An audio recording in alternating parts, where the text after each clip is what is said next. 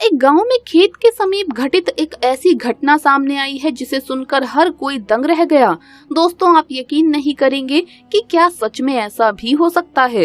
राजस्थान के छोटे से गांव में खेत के समीप एक कुएं में इच्छाधारी नाग और नागिन का जोड़ा रहा करता था। एक रात्रि की बात है जब इच्छाधारी नागिन अपना रूप बदलकर चांदपुर गांव में यूं ही भ्रमण के लिए निकली थी और कुएं के पास उस समय इच्छाधारी नाग सो रहा था। उस समय वहाँ बहुत अंधेरा था।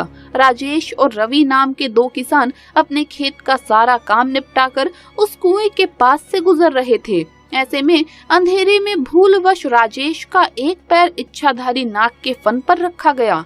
इसके बाद जैसे ही इच्छाधारी सांप ने राजेश को काटना चाहा, पीछे से रवि ने देख लिया और अपनी कुल्हाड़ी से उसने इच्छाधारी नाग की हत्या कर दी।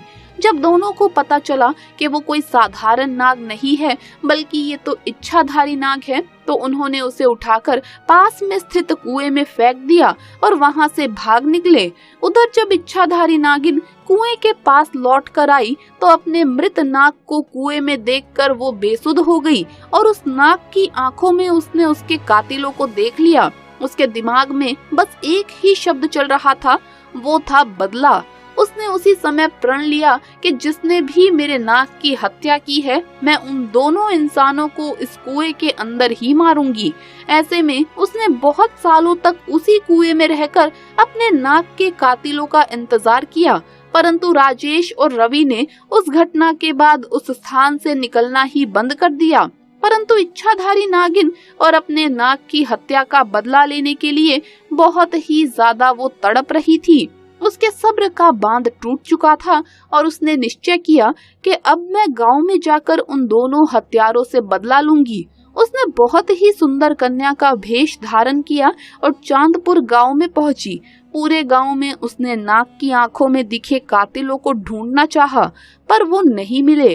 परंतु रात्रि के समय राजेश और रवि पुनः खेत में काम करके वापस लौट रहे थे। तभी उनकी इच्छाधारी नागिन पर नजर पड़ी।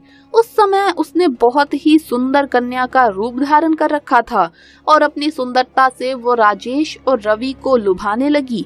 वो दोनों उसकी सुंदरता पर मोहित हो चुके थे। ऐसे में उस लड़की ने कहा, आओ मैं तुम्हें स्वर्ग की सैर कराती हूँ। वो दोनों बेसुध हो गए और उसके पीछे पीछे जाने लगे। वो उस लड़की की सुंदरता में इतने मोहित हो चुके थे कि उन्हें समझ में नहीं आ रहा था कि वो दोनों उसी स्थान पर जा रहे हैं जहाँ पर उन दोनों ने नाग की हत्या की थी। अब वो इच्छाधारी नागिन दोनों को लेकर उस कुएं के पास आ गई और अपना भयंकर और विशाल रूप उन दोनों को दिखाया, जिसे देखकर दोनों के पसीने छूट गए और डर के मारे वो दोनों कांपने लगे।